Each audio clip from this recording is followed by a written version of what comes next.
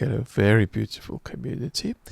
Health is not good, but Russian generals keep going down. So we've got to make an analysis. And this story is a big one because we're talking about the second person in charge at the GRU, who's been very seriously shot and is not dead as of the time of the recording of this video, but we're going to have to see if there's going to be a fatal outcome because he was shot multiple times.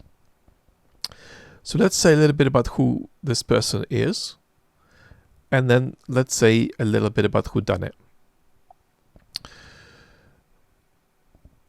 This is a very significant person who wasn't as publicly prominent as he became in 2023 during the Prigozhin mutiny, so we'll get to that. So he's involved in Syria, he's involved in the post-2014 Russian operations in Ukraine. He gets sanctioned by the US around the 2016 election for cyber and election interference. Then he gets sanctioned by the Europeans in 2019 for orchestrating the Skripal story.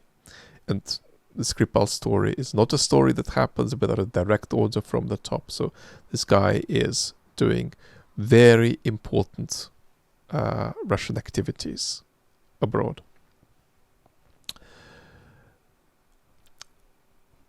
A couple of years before the start of the full-scale invasion into Ukraine, he's associated with the Ministry of Defense private military company, in quote marks, Redoute, which is a entity that is in tension with Wagner. He is Prigozhin's GRU handler. And in 2023, he is famous for two media moments. One's a speech telling the Prigozhinites that they're doing a coup and that they should stop. And the other is a moment when they're sitting around in Rostov with Prigozhin, and Prigozhin, as he kept saying at the time, said, I want Gerasimov and I want Shoigu, and the tongue-in-cheek way, Alexeyev is caught on camera saying to Prigozhin, if you want, you can have him. Now, this is obviously another failure for the FSB. And the impression will be that the FSB are not effective, not focused, that they are paying more attention to suppressing Russian civilians than they are to these kinds of threats coming at the regime. If we think about who done it, I think the answer is we don't know, but we can start with two buckets. One's singular, the other is plural.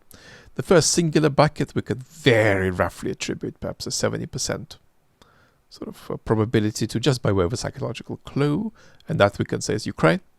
That's the most plausible placeholder.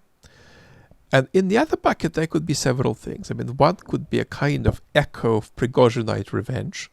We do not know, by the way, what involvement Mr. Alexeyev had, if any, in the assassination of Mr. Prigozhin.